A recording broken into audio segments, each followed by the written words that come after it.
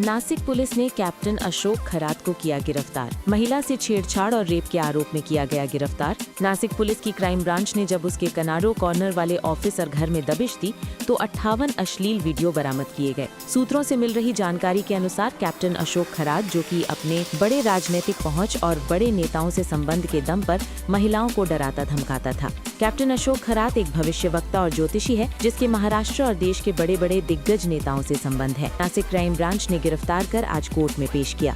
नासिक से संदीप द्विवेदी की रिपोर्ट।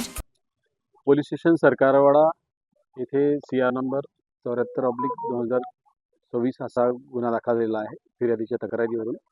भारतीय न्यायसंहिता कलम 64, 74, 351 आणि जादूटोणा प्रतिबंधक कायदा कलम 3, कलम 1, 2 प्रमाणे हा गुन्हा दाखल करण्यात आलेला आहे।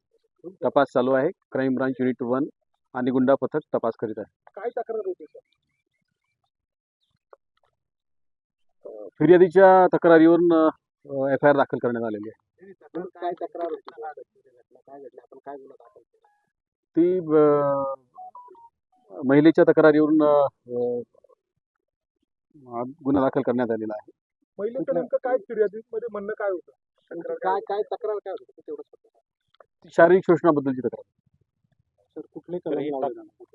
भारतीय न्यायसंहिता कलम 74, 64 आणि जादूटोणा प्रतिबंधक कायदा कलम 3, 2, 1 प्रमाणे गुन्हा दाखल केला आहे। सर जो आरोपी आहे, तो आरोपी नेमका कोण आहे? तो काय करतो? त्याची पार्श्वभूमी आहे? ती महिला त्याच्याकडे का जात होती?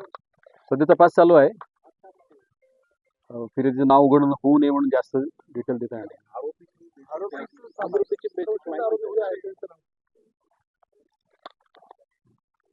सध्या तरी नाव अशोक खरात म्हणून आलेलं आहे। किती महिलांच्या तक्रारी आहेत? सध्या एकच तक्रार। एका प्रकारचं नेमकं काय प्रॉब्लेम आहे? काय नाही, अजून काहीच निष्पन्न जस्ट गुन्हा दाखल झालेला आहे। अजून तपास चालू केलेला आहे। ते ज्योतिषी होते, भविष्य सांगतात, अंकशास्त्राचा अभ्यास आहे अशी माहिती मिळते आहे।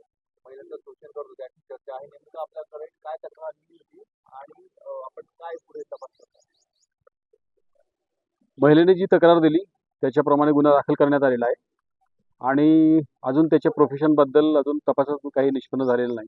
आज नेमका पहिलाच दिवस आहे, तपास सुरू आहे। तर काही व्हिडिओ देखील आहेत, मोठ्या प्रमाणात व्हिडिओ आपण जप्त केलेले आहेत, CCTV म्हणा किंवा इतर, त्याबद्दल काय माहिती?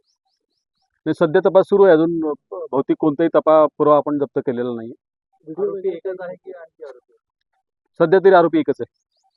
महिलेने तुमच्याकडे जी फिर्याद सांगितली, त्या फिर्याद सांगत असताना तिने काय एलिगेशन केलेले आहे? महिलेने जी फिर्याद दिलेली आहे ती मी आपल्याला आत्ताच सांगितलं की तिने शारीरिक शोषणाबद्दल तक्रार दिलेली आहे आणि तिच्या प्रायव्हसीच्या कायद्याप्रमाणे जास्त ओपनली बोलता येणार नाही। हो, ते तिथे अट्रॅक्ट होतं ना, म्हणून लावलेलं आहे। तर फिर्याद ही कधी दाखल झाली? 2022 हा, काल दाखल झाली ना रात्री। नाही, हे प्रकरण कधी होतं? प्रकरण कधी 2022 होतं? कधीपर्यंत? 24 पर्यंत आहे असं फिर्यादीत सध्या तरी दिलेलं आहे। आणि जे अत्याचार झाल्याचं फिर्यादीचं म्हणणं आहे ते नेमकं कुठे, म्हणजे एकाच ठिकाणी झाले का वेगवेगळ्या ठिकाणी बोललं, नेमकं काय झालं? प्राथमिकता तरी एकाच ठिकाणी झालं तर दिसते। तपास अजून सुरू आहे। सर आरोपीला अटक करताना जेव्हा पोलीस गेले तेव्हा त्यांनी काही गोंधळ वगैरे घातला? नाही, काही राजकीय लोकांचे नाव अजून काही निष्पन्न झाले नाही।